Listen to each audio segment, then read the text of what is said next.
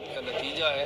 جو اس وقت آپ اپنی آنکھوں سے ملاحظہ فرما رہے ہیں۔ میرے میزبان اس وقت میرے ساتھ ہیں، وہ عجیب بات فرما رہے تو انہوں نے کہا بچپن سے لے کر آج تک ہم نے وہ لوگ نہیں دیکھے جن کو آج یہاں دیکھ رہے ہیں، بلکہ آپ کو حیرانگی ہوگی کہ وہ لوگ جو پوری زندگی بھر ان کے مخالف رہے وہ بھی ان کے جنازے کے اندر ہیں، چہرے کی زیارت کے لیے آئے ہیں اور ان کے گھر تعزیت کے لیے آئے ہیں۔ تو ہمارے اکابر کا ورثہ ہے جس کو ہم نے لینا ہے، اور شیخ محمود افندی رحمہ اللہ نے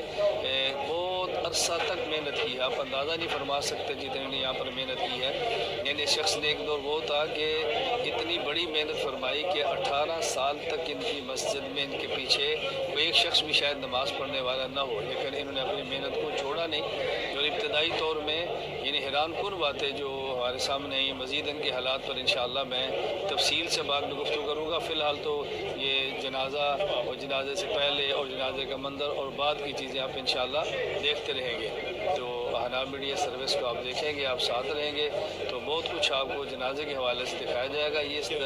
جو سمجھے کہ امت کے تاریخی جنازوں میں سے ایک جنازہ ہے اور ہماری بہت بڑی سعادت ہے کہ اللہ تعالیٰ نے جنازے کے اندر ہمیں شرکت کی توفیق عطا فرمائی ہے۔ اللہ تعالیٰ ہم سب کا آنا قبول فرمائے۔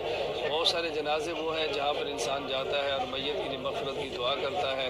اور اس کے شفاعت کا، اگر بہت بڑے جنازے ایسے کہ آدمی جاتا ہے میت کے لیے مغفرت کی دعا کرتا ہے، لیکن امید ہوتی ہے کہ اللہ تعالیٰ اس میت کی برکت سے ہمیں معاف فرما دیں گے۔ شیخ محمود افندی کا جنازہ یہ انہی حضرات اور شخصیات میں سے ایک ہے جس پر ہمیں اللہ کی ذات سے امید ہے کہ ان کے بابرکت جنازے کی وجہ سے اور جنازے میں شرکت کرنے والے لاکھوں افراد کے قبولیت کی وجہ سے اللہ تعالیٰ ہماری بھی مغفرت فرما دیں گے، اللہ تعالیٰ ہمیں بھی قبول فرما لیں گے۔